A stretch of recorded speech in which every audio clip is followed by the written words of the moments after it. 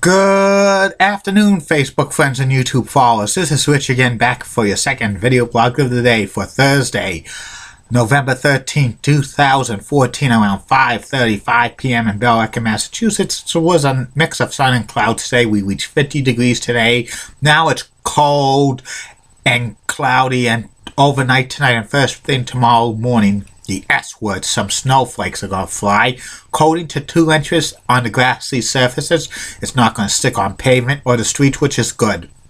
But this is the first of many, many snowstorms this upcoming season. I think we're going to be in for a long winter, Facebook friends and YouTube followers. Okay, some news to report.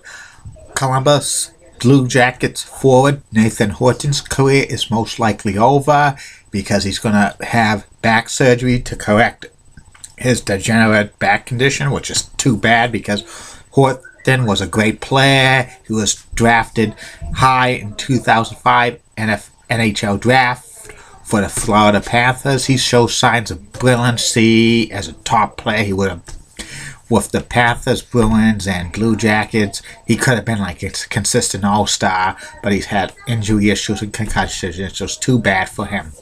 And 15 years ago today was the first of 22 times that Hoodoo Girl Brandy waited on me at the old Hooters of Boston. That's good enough for 10th place on the all-time list. Brandy's famous quote was, "Richie, R-I-C-H-Y," she spelled it. And Brandy grew up in Natick, Massachusetts, and went to Natick High School. And that's about it on that. My next subject is about the Professional Football League. The XFL. The XFL had only one season, 2001. It was a joint venture between the WWE and NBC, and the XFL was kind of the springtime football league that was started up to try to capture the fans who after the Super Bowl for the NFL and continue on to the springtime.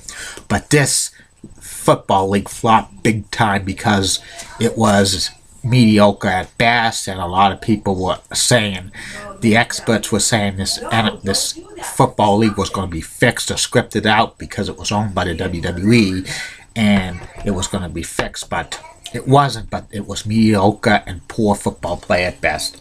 The background of the XFL started when WWE owner Vince McMahon really wanted to buy a football team.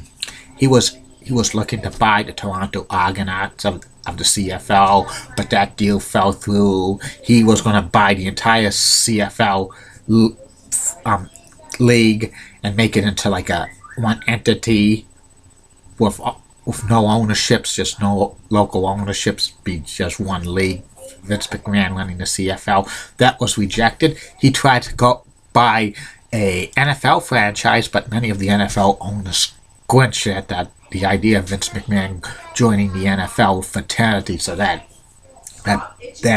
went out the door, and there was one thing left to do. Vince McMahon says he was going to form his own football league, springtime football, 8 teams, was going to start up in 2001, but Vince McMahon needed a partner, and his partner was NBC Sports and Dick Ebersol, because Dick Ebersol and Vince McMahon had a long-term relationship dating back to Saturday night's main event, and the NFL and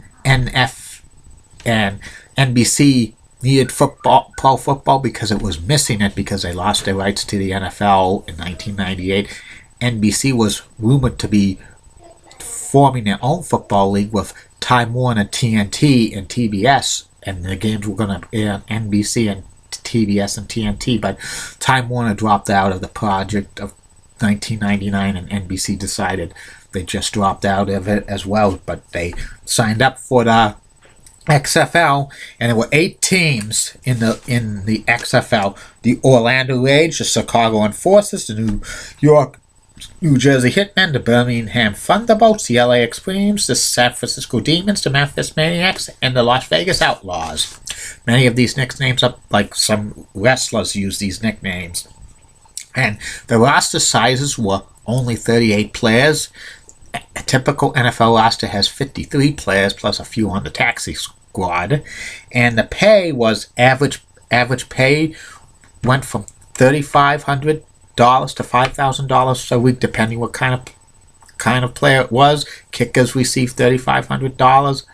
Other players received $4,000. The quarterbacks of each team received $5,000. And every player on a winning team got a bonus of $2,500 a win. And if they made the playoffs, they got $7,500 for a playoff win. And if they won the $1 million game at the end, they would get a $25,000 bonus. So it was played to win. Some of the rules they had for the XFL were an opening scramble where two players would get the ball, go battle for the ball. It was a good, cool idea, but a couple of players got injured, blew out their knees, and missed the entire season. They had the no point after touchdown kick, so they had to go to like kind of a 2-point conversion, but it was on the 2-yard line. They had to run it for the extra point. There was no tie, so they could go multiple overtimes. There was one time that there was a game between Extreme and Hitman that went double overtime on an NBC primetime game, which NBC Entertainment didn't like because they had to bump like Saturday Night Live to the like midnight hour, and that was the week that Jennifer Lopez was guest hosting, so they were mad at that. They had the bump and run, live punts and forward pat motion, and they had not too many penalties for roughing and stuff. There was a lot of in-your-face football, a lot of sky cams. It was more and more they were talking like wrestlers and stuff like that. And they had nicknames on the back of their jerseys above their number, not their last names, the nicknames. The most famous nickname was He Hate Me. That was wore by Rod Smart of the Las Vegas Outlaws. That's the most famous, probably the most famous nickname. In fact, I used to have a t-shirt with his number 30, Outlaws, He Hate Me. And there weren't too many known NFL players on these teams because most of the players on the XFL teams were probably taxi squad players, very fringe NFL players, or from Division II or Division III college football programs, or some CFL exiles. And the play for this was very mediocre at best, but the league had great television exposure. They were on NBC, which owned half the league. On Saturday nights, the announcers on NBC were Matt Vasgersian, Jesse the Body Ventura, Jim Ross, Jerry the King Lawler, the voices of Monday Night Raw. But King left the WWE a few weeks later. He was replaced by Pro Football Hall of Famer Dick Butkus. On TNN, they had Craig Minnieville, who was also known as Craig DeGeorge in the WWE, and his color man was Bob Golick. And on UPN, they had Chris Marlowe, and his color man was the Boz, Brian Bosworth. He was a name back in the 80s. And the announcing for this was, decent, but, Matt Vasgersian wasn't a very big name at the time. He wasn't very big. And why would they have him and team with Jesse Ventura doing like football games for? Ventura had a background doing color for the Tampa Bay Buccaneers and Minnesota Vikings. And why on earth would they have Jim Ross and Jerry the King Lawler calling football games for? They were the voices of Raw. Jim Ross called Atlanta Falcons games for a few years, but he had a football background. Why didn't NBC consider bringing maybe Tom Hammonds to call the XFL game, or even have Bob Costas call it? That would be awesome if Bob Costas called the XFL game. But I think Dick Ebersol didn't want to use didn't want to use established NBC announcers on the XFL. But that would have brought credibility to the product, in my opinion. And Craig Minnieville and Chris Marlowe were decent when what they were doing on the TNN and UPN, because those were not really established networks. They were not really big names and stuff, but they were decent enough to be on those. And the ratings for the XFL on television, the first week, it got a 10.2 rating big ratings for mediocre football. That was just a curiosity factor, but the second week it dropped in half. And then by the third, fourth, fifth week, the ratings for the XFL games on NBC were so pitiful. They were only getting 2.0. The bottom dropped out in March 31st, 2001 telecast, when they got a 1.5 rating. That was the worst primetime rating for any sports primetime show or any show in prime time at all. The ratings were horrible because it was mediocre football. It was bad football. A lot of people didn't want to see an appetite of a mediocre football product. And the ratings just continue to go downhill. They were kind of decent for TNN and UPN, but TNN and UPN's ratings were like maybe 1.0, which is respectable for those networks and stuff like that. And the LA Extreme were the only XFL champions, beating the San Francisco Demons in the $1 million game. And Tommy Maddox, quarterback of the LA Extreme, was the only XFL MVP. He actually went to the NFL a few years later to have for the Pittsburgh Steelers. He played for them a couple of years. He had a decent seasons with them. But many of the XFL players eventually made NFL teams, but they weren't really big stars. They were like role players or fringe players at best. And NBC and WWE lost $35 million. NBC had like a contract to carry it for 2 years, but they weren't going to carry it for the second year. They just didn't want to because of the primetime ratings being horrible.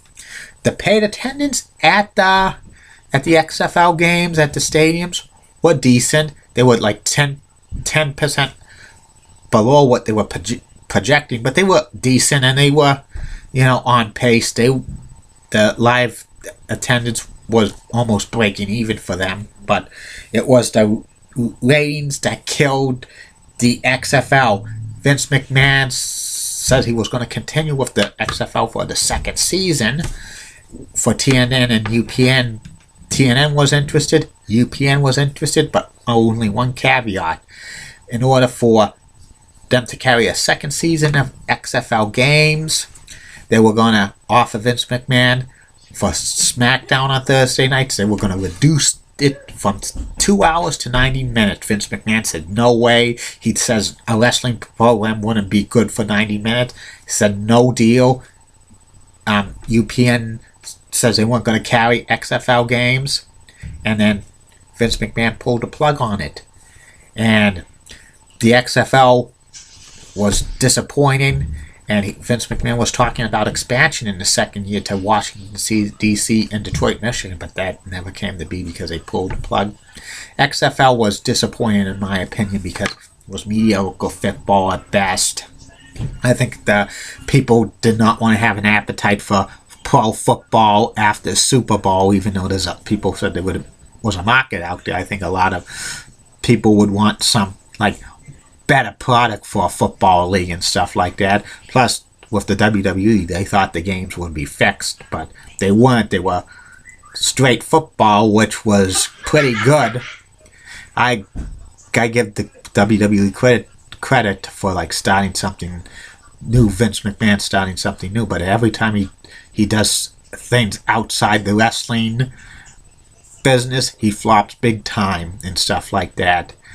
But you gotta give the WWE credit for starting a football league. I give this venture a D because at least they tried and they had a lot of big name talent.